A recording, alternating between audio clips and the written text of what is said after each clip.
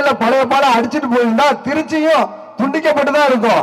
So எல்லாமே செஞ்சது அனைத்து இந்திய அண்ணா திராவிட முன்னேற்ற கழகத்துல. இன்னும் சொல்ல போனா அவர் நேற்று இன்னொரு கேள்வி இருக்கிறாரு. நாங்க தான் வந்து பாதாள சாக்கடைக்கு நிதி ஒதுக்கியது அதிமுக, 1000 கோடி ஸ்மார்ட் சிட்டி பணம் வாங்கி கொடுத்தது அதிமுக. திருச்சியில நடந்த உதாரணத்துக்கு இந்த ரோடு வெஸ்ட் புலிவார் ரோட்ல சிட்டி கிளப்னு திமுக சீட்டு விளையாடுற ஒரு கிளப் வச்சிருப்பாங்க.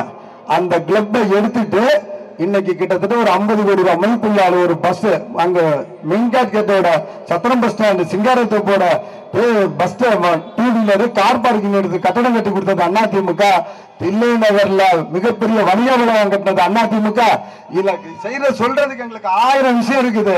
ஆனா நீங்க எதையுமே செய்யாம செஞ்ச ஸ்டிக்கர் ஒட்டின அரசு இந்த அரசு.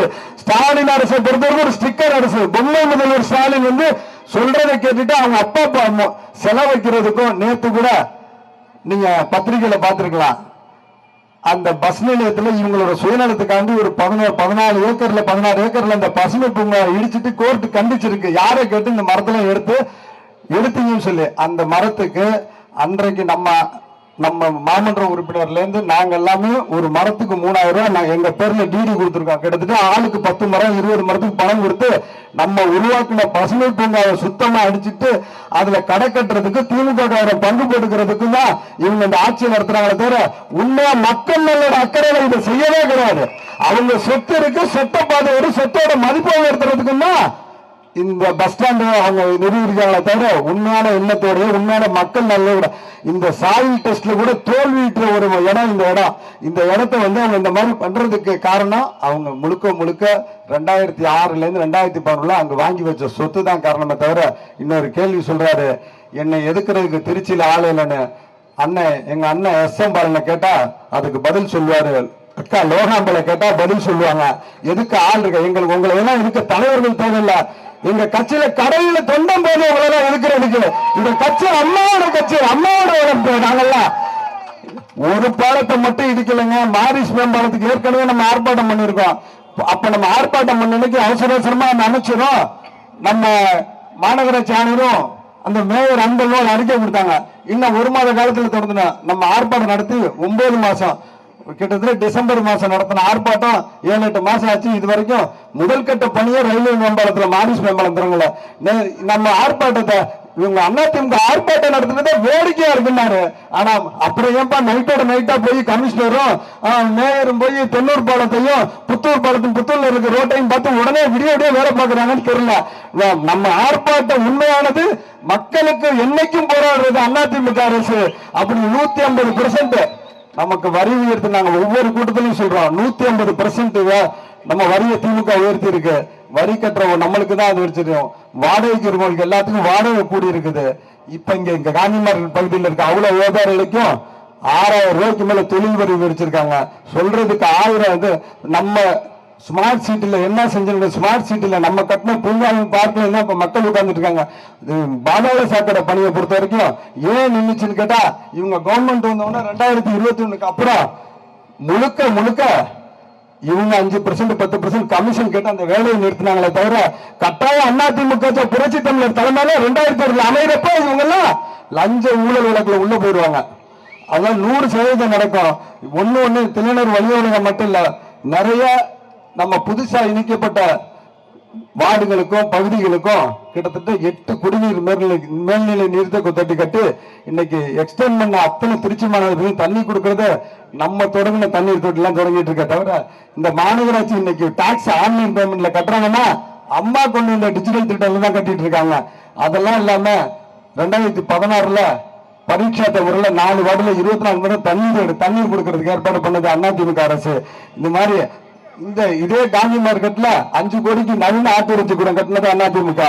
பயோகேஸ்ல ஒருங்கிணைந்த சமையல் கூடம் கட்டது அதிமுக. மின்மயானம் கருமண்டலத்துல கூட மின்மயானம் நம்ம மின்மயானம் கட்டி கொடுத்த நம்ம உறையூர் மார்க்கெட்ல ஒருங்கிணைந்த சமையல் கூடம். இப்படி எங்கள்கிட்ட சொல்றதுக்கு 1000 இருக்கு. நீங்க நேற்று சொல்ற இப்ப தடுமாறுல 2 விஷயம். நாங்க பஸ் ஸ்டாண்ட் கட்டின 200 பஸ் ஸ்டாண்டை தாரை வாத்துட்டாங்க. அவங்க பஸ் ஸ்டாண்டை லீஸு கூட்டிட்டு பஸ் ஸ்டாண்டை அதுக்காக தான் அவசரமா வேலை பார்க்கறாங்களே தவிர மக்கள் நலன் கிடையாது. உண்மையாக அந்த அரைவட்டை சாலையும் அப்ரோச் அணுகு சாலை பஸ் ஸ்டாண்டுக்கு அணுகு சாலையும் இதெல்லாம் செஞ்சுட்டு பாதாள சாலை அந்த அந்த இடத்தை பொறுத்த வரைக்கும் கண்ணீர் காலை அமைச்சு முழுமையான பணிகளை செய்து 1008 விஷயங்கள் மக்கள் பணம் சம்பாதிக்கிறது மட்டும் இந்த அமைச்சர்கள் குறிக்கோளா கொள்றதை விட்டுட்டு மக்கள் நல்ல அக்கறை கேட்டுக்கொண்டு இந்த நிகழ்ச்சிக்கு பெரிதும் உறுதுணையாக தோன்ற அனைத்து கழகத்தின் மாவட்ட கழக பகுதி கழக வட்டக்கழக நிர்வாகிகள் அனைவருக்கும் வட்டக்கழக செயலாளருக்கும் பகுதி கழக செயலாளர் மாவட்ட கழக நிர்வாகிகளுக்கும் பொதுக்குழு உறுப்பினருக்கும் எனது மனமார்ந்த நன்றியை தெரிவித்து விடைபெறுகிறேன். நன்றி நன்றி. சொல்லுங்க. அடுத்தபடியாக முன்னாள் அமைச்சர் புதுக்கோட்டை மாவட்ட கழக செயலாளர் கழக அமைப்பு செயலாளர் எனது அன்பிற்கினிய அண்ணன் டாக்டர் சி விஜயபாஸ்கரன் உங்களுடைய உரையாற்றுவார். மிகுந்த எழுச்சியோடு கண்டன போர்க்குரலை உயர்த்துவதற்காக அனைத்து இந்திய அண்ணா திராவிட முன்னேற்ற கழகத்தினுடைய சார்பில்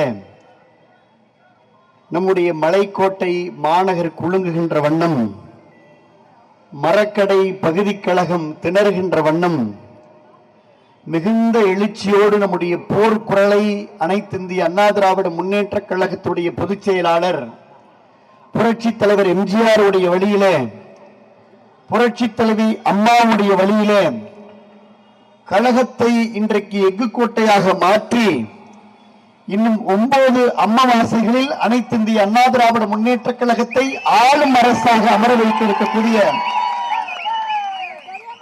கழகத்துடைய பொதுச் செயலாளர், இன்றைக்கு மாவட்ட கழகத்துடைய செயலாளர் அன்பு சகோதரர் ஜே சீனிவாசன் பல்வேறு கஷ்டங்களை கோரிக்கைகளை இங்கே அடுக்கி சொன்னார். நான் ஒரே கருத்தாக அழுத்தமாக சொல்ல வேண்டும் என்று சொன்னால், தம்பி கொஞ்சம் பொறுங்கள். 7ஆம் தேதி கோவை மண்டலத்திலிருந்து புரட்சி தமிழர்களுடைய எழுச்சி பயணம் தொடங்க இருக்கிறது. புரட்சி தமிழருடைய எழுச்சி பயணம் எப்படி தொடங்க இருக்கிறது என்று சொன்னால், தமிழகத்தை மீட்போம், மக்களை காப்போம். தமிழகத்தை மீட்போம், மக்களை காப்போம் என்ற போர் குரலோடு பொதுச் செயலாளருடைய பயணம் 7ஆம் தேதி மாலை 3:30 மணிக்கு தமிழ்நாடெங்கும் முதற்கட்டமாக தொடங்க இருக்கிறது. அதுதான் சொன்னேன், தம்பி கொஞ்சம் பொறுங்கள். நீங்கள் சொல்லுகின்ற எல்லா பிரச்சனையையும் நாம் ஓங்கி உறக்க சொன்னாலும் அது செவிடன் காதிலே ஊதிய சங்கை போலதான் இந்த திருச்சி மாவட்டத்தில் இருக்கும். அதை தாண்டி நாம் எதிர்பார்க்க முடியாது. எதற்காக இந்த ஆர்ப்பாட்டம்? ஒரு மாபெரும் கண்டன ஆர்ப்பாட்டம் இந்த திருச்சிராப்பள்ளி மாநகராட்சியை கண்டித்து, மாவட்ட நிர்வாகத்தை கண்டித்து, இங்க இருக்கக்கூடிய 2 மாபெரும் அமைச்சர்களை கண்டித்து, திராவிட முன்னேற்ற கழகத்துடைய அரசை கண்டித்து மாவட்ட அதிமுகவுடைய சார்பில் இந்த போர்க்குரல் எழுப்பப்படுகின்றது. இந்த குரல் ஓங்கி ஒலிக்கும்.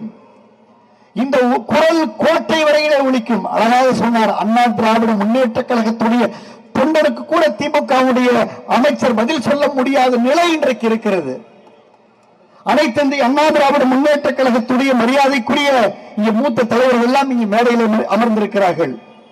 மரியாதைக்குரிய கழகத்துடைய அமைப்பு செயலாளர், முன்னாள் மாவட்ட கழகத்துடைய செயலாளர், முன்னாள் நாடாளுமன்ற உறுப்பினர் அண்ணன் ரத்னவேல் அவர்கள் காலையில கட்டு போட்டு கால்வெளியோடு களத்தில் நின்று கொண்டிருக்கிறார். மரியாதைக்குரிய இந்த மாவட்ட கழகத்துடைய மூத்த முன்னாள் பொறுப்பாளர்கள் எல்லாம் இங்கு இருக்கிறார்கள். அண்ணன் முன்னாள் மாவட்ட கழகத்துடைய செயலாளர் கே சி பரமசிவம் அவர்கள், மாநகர் மாவட்ட கழகத்துடைய அவைத்தலைவர், எந்த நிகழ்ச்சியிலும் முகமலர்ச்சியோடு இருக்கக்கூடிய அண்ணன் ஐயப்பன் அவர்கள், கழக அம்மா பேரவையுடைய இணை செயலாளர் அன்பு சகோதரன் ஜோதிவானன் அவர்கள், அன்பு தம்பி அம்மா பேரவையுடைய துணை செயலாளர் அரவிந்தன் அவர்கள், மாவட்ட அம்மா பேரவையுடைய செயலாளர் தம்பி ஆவின் சி கார்த்திகேயன் அவர்கள், அக்கா மரியாதைக்குரிய இணை செயலாளர் ஏ ஜாக்குலின் அவர்கள், அக்கா மரியாதைக்குரிய துணை செயலாளர் வழக்கறிஞர் வனிதா அவர்கள், அன்பு சகோதரர் துணை செயலாளர் பத்மநாபன் அவர்கள், பொருளாளர் மரியாதைக்குரிய அன்பு தம்பி ராஜா என்கின்ற ராஜசேகர் அவர்கள், பகுதி கழகத்துடைய செயலாளர்கள் மரியாதைக்குரிய தம்பி பூபதி அவர்கள், உறையூர் பகுதி செயலாளர் பூபதி அவர்கள், அண்ணன் MRR முஸ்தபா அவர்கள், அண்ணன் மரியாதைக்குரிய கருமண்டபம் கலைவாணன் அவர்கள், ஜங்ஷன் பகுதியினுடைய அண்ணன் நாகநாதன் பாண்டி அவர்கள், புத்தூர் ஆர் ராஜேந்திரன் அவர்கள், வெள்ளமண்டி அண்ணன் பெருமாள் அவர்கள், மல்லிகா செல்வராஜ் அவர்கள் இந்த நிகழ்விலே பங்கேற்று சிறப்பித்துக் கொண்டிருக்கூடிய மரியாதைக்குரிய அண்ணன் சண்முகம் அவர்கள், ரஜினிகாந்த் அவர்கள், மரியாதைக்குரிய நசீமா பாரிக் அவர்கள், தொழிற்சங்கம் ராஜேந்திரன் அவர்கள், வழக்கறிஞர் ராஜேந்திரன் அவர்கள், சிறுபான்மை பிரிவு அப்பாஸ் அவர்கள், விவசாய பிரிவு நல்லேந்திரன் அவர்கள், மீனவர் பிரிவு அம்பிகாபதி அவர்கள், மரியாதைக்குரிய செந்தில்குமார் லோகநாதன், பாசறை செல்ல லோகநாதன் அவர்கள், ஞானசேகர் அவர்கள், ஐடி விங் வெங்கட் பிரபு அவர்கள், வர்த்தகனி ஜோசப் ஜெரால்ட் அவர்கள், கலைப்பிரிவு ஜான் எட்வர்ட் அவர்கள், மீன் மாநில பிரிவு செயலாளர் சகாப்தீன் அவர்கள், ஐடி விங் ராதா வெங்கடநாதன் அவர்கள், டிஎன்எஸ்டிசி தர்மராஜ் அவர்கள், சுரேந்திர அவர்கள், கந்தசாமி அவர்கள், கிசாந்த் அவர்கள், இந்த நிகழ்வுகளை பங்கேற்று சிறப்பித்துக் கொண்டிருக்கூடிய இந்த பகுதியை சார்ந்த பாலக்கரையினுடைய பகுதி கழகத்துடைய செயலாளர் இந்த நிகழ்ச்சியை மிக சிறப்பாக மாவட்ட கழகத்தோடு முன்னின்று செய்திருக்கக்கூடிய LKR ரோஜர் அவர்கள், வாசுதேவன் அவர்கள், கலீல் ரஹ்மான் அவர்கள், அண்ணன் அன்பழகன் அவர்கள், தம்பி ஏர்போர்ட் விஜய் அவர்கள், சதுருத்ரீன் என்கின்ற சதர் அவர்கள், கோபி அவர்கள், நத்தர்ஷா அவர்கள், அரப்ஷா அவர்கள், தங்கராஜ் அவர்கள், சையது ரபி அவர்கள், தாமோதன் அவர்கள் மற்றும் இங்கே மாவட்ட கழகத்துடைய செயலாளர் முன்மொழிந்த அனைத்து வட்டக்கழகத்துடைய செயலாளர்கள், மாவட்ட அணி செயலாளர்கள், இணை செயலாளர்கள், பகுதி கழகத்துடைய பொறுப்பாளர்கள் இந்த நிகழ்ச்சிக்கு தங்களோடு கரம் பிடித்து கழக நிர்வாகிகளை உணர்வோடு அழைத்து வந்திருக்கக்கூடிய இந்த பகுதி கழகத்தை, இந்த வட்டக்கழகத்தை சார்ந்த நம்முடைய திருச்சி கிழக்கு சட்டமன்ற தொகுதி, திருச்சி மாநகர் மாவட்ட கழகத்துடைய சார்பில் வருகை தந்திருக்கக்கூடிய நிர்வாகிகள், திருச்சியிலே ஆர்ப்பாட்டம் என்ற உடனே எங்களோடு அணிவகுத்து புன்னகையோடு அணிவகுத்து எங்கள் பின்னாலே இங்கே வருகை தந்து கரத்திற்கு கரம் சேர்த்து பலத்திற்கு பலம் சேர்க்க வருகை தந்திருக்கூடிய மரியாதைக்குரிய புதுக்கோட்டையிலிருந்து என்னோடு வருகை தந்திருக்கூடிய மாவட்ட கழக அவைத்தலைவர் VRS உள்ளிட்ட முன்னாள் சட்டமன்ற உறுப்பினர் அன்பு சகோதரர் நெடுஞ்செழியன் அவர்கள், நார்த்தாமலை ஆறும் அவர்கள், மரியாதைக்குரிய உங்களுக்கு நன்கு அறிமுகமான அன்பு தம்பி நாடாளுமன்ற வேட்பாளர் பாசறை கருப்பையா அவர்கள் எல்லோரும் இங்கே வருகிறார்கள். தம்பி கரண், முத்துக்குமார், திருப்புகள் எல்லாரும் நம்முடைய கீழே வழக்கறிஞர் பிரிவை சார்ந்தவர்கள், மகளிர் அணியை சார்ந்த மா வீராங்கனைகள் எப்ப வந்தாலும் மகிழ்ச்சியோடு எந்த நிகழ்ச்சிக்கும் தவறாமல் இருக்கக்கூடிய டூ வீலர்ல பின்னாடியே நாடாளுமன்ற தேர்தல் எல்லாம் கழக பணியாற்றிய எங்களுடைய அன்பு சகோதரிகள், ஐடியினுடைய நிர்வாகிகள், பாசறை நிர்வாகிகள், இளைஞர் அணி, மாணவர் அணி, அத்துணை பகுதி கழக நிர்வாகிகள் அனைவருக்கும் எங்களுடைய நெஞ்சார்ந்த வணக்கத்தை நான் அன்போடு தெரிவித்துக் கொள்ள கடமைப்பட்டிருக்கின்றேன். பார் சிறுத்ததோ படை பெருத்ததோ என்று சொல்வார்கள், அல்லது படை பெருத்ததால் பார் சிறுத்ததோ என்று சொல்வார்கள். அதிமுகவுடைய கூட்டத்தை இன்றைக்கு மாவட்ட கழக செயலாளர் ஜி சீனிவாசன் ஒரு மாபெரும் கண்டன ஆர்ப்பாட்டத்தை பாலக்கரையில ஏற்பாடு செய்ததால் அதிமுக படை பெருத்ததால் பாலக்கரை சிறுத்ததோ, ஒருவேளை பாலக்கரை சிறுத்ததால் அதிமுக படை பெருத்ததா என்றால் அக்கா சொல்றாங்க இல்லைன்னா பாலக்கரை எப்போது இருக்கிற மாதிரி தான் இருக்கு, ஆனால் அதிமுக படை இன்றைக்கு பெருத்ததால் பாலக்கரை சிறுத்தது அப்படின்னு அக்கா சொல்றாங்க. கரெக்டாக இதுதான் செய்தி. அப்ப ஏன் இத்தனை எழுச்சி என்று சொன்னால், சாதாரணமா கிராமத்துல சொல்லுவாங்க, ஐயா பேசி முடிச்சாச்சு, நிச்சயதார்த்தம் போட்டாச்சு, பரிசம் போட்டாச்சு, ரைட்டு வெயிட் பண்ணலாம், கல்யாணம் பண்ணியாச்சு, ரைட்டு மிக சிறப்பா தடபுடலா கல்யாணம் செட்டிங் எல்லாம் பெருசா போட்டு திருமண விழா சிறப்பா நடந்துருச்சு. அதுக்கப்புறம் என்னாச்சு, குடும்பம் நடத்தியாச்சா? இல்லங்க, ரிசப்ஷன். சரி, ரிசப்ஷனையும் தடபுடலா நடத்துறாங்க, மாபெரும் ரிசப்ஷன், ஆழ்வீர மாலைகள், வெடிகள், மாலைகள், கொடிகள் எல்லாம் சேர்த்து முடிச்சாச்சு, ரிசப்ஷனும் முடிஞ்சிருச்சு. இதுக்கப்புறம் குடும்பம் நடத்தியாச்சா? இல்லங்க, குடும்பம் நடத்தல. அப்ப ஊர் சிரிக்குமா சிரிக்காதான்? நான் என்ன சொல்றேன்னு உங்களுக்கு புரிஞ்சா கை தட்டுங்க, புரியாட்டுனா விட்டுருங்க. அதாவது அடிக்கல் நாட்டியாச்சு, ரைட்டு, கட்டடம் கட்டியாச்சு, ரைட்டு, பஸ் ஸ்டாண்ட கட்டியாச்சு, ரைட்டு, உங்களுக்கு சிலையை வைக்கணும், மிகப்பெரிய சிலை, அதான் நோக்கம், சிலையை வச்சாச்சு, ரைட்டு, திறப்பு விழா கண்டாச்சு, ரைட்டு, டிவியில போட்டாச்சு, பேப்பர்ல கொடுத்தாச்சு, போட்டோ ஷூட் வந்தாச்சு, முதலமைச்சர் வந்தாச்சு, நடந்தாச்சு, ஓடியாச்சு, வீடியோல வந்துருச்சு, பக்கம் பக்கமா விளம்பரம் கொடுத்தாச்சு, எல்லாம் முடிச்சாச்சு. குடும்பம் நடத்தியாச்சா? இல்ல. இவ்வளவுதான் சப்ஜெக்ட். இதுதான் திருச்சி பஸ் ஸ்டாண்ட் நிலைமை. இதோட என்னால தெளிவா புரிய வைக்க முடியாது.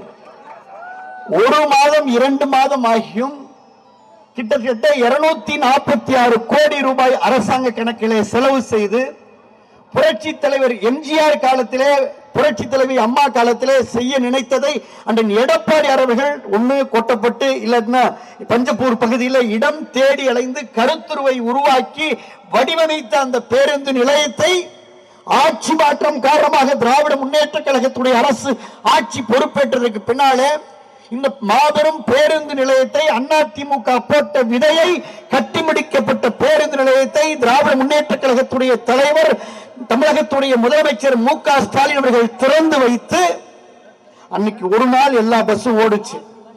அன்னைக்கு ஒரு நாள் எல்லா பஸ்ஸும் ஓடிச்சு. அன்னைக்கு ஒரு நாள் எல்லா பஸ்ஸும் ஓடிச்சு, இறங்குனுச்சு, மக்கள் ஏறினாங்க, இறங்கினாங்க. இன்று வரை இயங்காமல் இருக்கக்கூடிய மர்மம் என்ன என்பதை கேட்கின்ற குரல் தான் அதிமுகவுடைய குரல். அததான் புரியும்படியே சொன்னோம். எல்லாம் முடிஞ்சும் இன்னும் நீங்க குடும்ப நடத்திலேயே ஏன்னு கேட்கிறோம். இதே சென்னையிலே அவசர கதியிலே தொடங்கப்பட்ட கிளாம்பாக்கம் பேருந்து நிலையத்தை போல இன்றைக்கு பஞ்சப்பூர் பேருந்து நிலையம் பஞ்சத்திலே இருப்பது போல இருந்து கொண்டிருக்கிறது.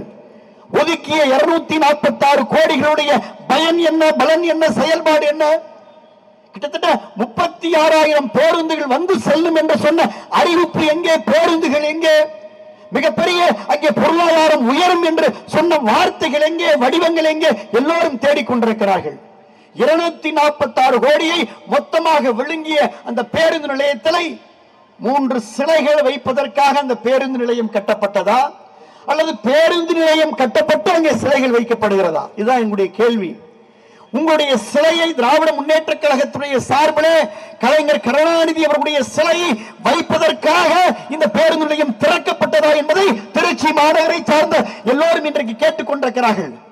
பத்திரிகைகளை கேட்டுக்கொண்டிருக்கிறார்கள், ஊடகத்துறை நண்பர்கள் கேட்டுக்கொண்டிருக்கிறார்கள், பிரிண்ட் மீடியா, டெலிமீடியா, லோக்கல் சேனல் எல்லாரும் கேட்டுக்கொண்டிருக்கிறார்கள். அனைத்து சர்வகட்சியும் கேட்டுக்கொண்டிருக்கிறது. திறந்து வைக்கப்பட்ட பேருந்து நிலையம் இதுவரை பயன்பாட்டுக்கு வரவில்லை, செயல்பாட்டுக்கு வரவில்லை. காரணம் என்ன? ஏன் செயல்பாடையும் பயன்பாட்டையும் நீங்கள் உறுதிப்படுத்துவதற்கு பின்னாலே இந்த பேருந்து நிலையத்தை இன்னும் ஒரு 6 மாதம் கழித்து நீங்கள் திறந்திருக்கலாமே. உங்களுக்கு பயம், 6 மாதத்திலே அதிமுக ஆட்சி வந்துவிடும், எடப்பாடியார் வந்து ரிப்பனை கட் பண்ணி விடுவார் என்று. இதுதான் உங்களுக்கு பயம்.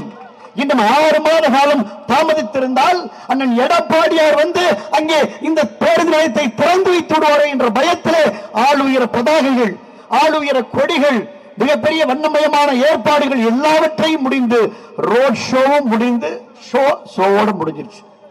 எப்படி என்று சொன்னால் ஒரு மிகப்பெரிய ஒரு சினிமா ஷூட்டிங் போடுவதற்கு எல்லா ஏற்பாடுகளையும் செய்துவிட்டு அடுத்த நாள் காலையில நீங்க போய் பார்த்தீங்கன்னா எதுவும் இருக்காது. ஷெட் எல்லாம் கலக்கப்பட்டிருக்கும், ஏதோ சில சுவடுகள் இருக்கும். அதுபோல இன்றைக்கு பேருந்து நிலையத்தை ஆக்கிற மக்கள் தவித்துக் கொண்டிருக்கிறார்கள். இடத்திலே மிகப்பெரிய ஆதாரங்கள் இருக்கிறது. இங்கே திருச்சியில் இருக்கக்கூடிய பத்திரிகையாளர்களுக்கெல்லாம் என்னுடைய பாராட்டுகளை நான் தெரிவித்துக் கொள்கின்றேன். நெஞ்சுரத்தோடு பல்வேறு கருத்துக்களை முன்வைந்த டைம்ஸ் ஆஃப் இந்தியாவில, ஹிந்துல, இந்தியன் எக்ஸ்பிரஸ்ல, தினமலர்ல, தினமணியில, தினத்தந்தியில எல்லா பத்திரிகையிலும் இங்கே மிக சிறப்பாக செய்திகளை அவர்கள் போட்டிருக்கிறார்கள். நான் வருகின்ற போது எல்லா விவரத்தையும் எடுத்துக் கொண்டு வந்தேன். எழுதியிருக்கிறார்கள், பஞ்சப்பூர் பேருந்து மின் நிலையம் அமைத்தும் இதுவரை விமோசனம் கிடைக்கவில்லை. சத்திரம் பேருந்து நிலையத்தில் தொடரும் இந்த நெருக்கடிக்கு தீர்வு எப்போது என்று அரை பக்கத்திலே கட்டுரை பத்திரிகையாளர் எழுதியிருக்கிறார். இன்னொரு பத்திரிகையாளர் எழுதியிருக்கிறார், திருச்சி மாநகரத்திலே சாலை விபத்துகள் தொடர்ந்து அதிகரித்துக் கொண்டிருக்கின்றன, இதற்கு என்ன தீர்வு என்று இன்னொரு பத்திரிகை, இதே திருச்சியில் இருக்கக்கூடிய பத்திரிகையாளர் தான் எழுதுகிறார். தினமணியில் எழுதியிருக்கிறார்கள், டைம்ஸ் ஆஃப் இந்தியாவில் எழுதியிருக்கிறார்கள். இன்னொரு மிகப்பெரிய துயரமான செய்தியை நான் சொல்ல கடமைப்பட்டிருக்கின்றேன். திருச்சியிலே தொடர்ந்து விபத்து நடக்கிறது, தொடர்ந்து மருத்துவமனையிலே அனுமதிக்கப்படுகிறார்கள், தொடர்ந்து காயப்படுகிறார்கள், தொடர்ந்து உயிர் பறி போகிறது. இந்த 2 வருடத்துல எத்தனை உயிர்கள் பறி போயிருக்கிறது தெரியுமா?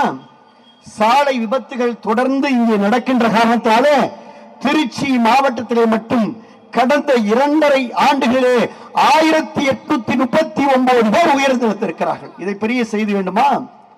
இதை விஜயபாஸ்கர் புதுக்கோட்டையிலிருந்து வந்து சொல்லவில்லை.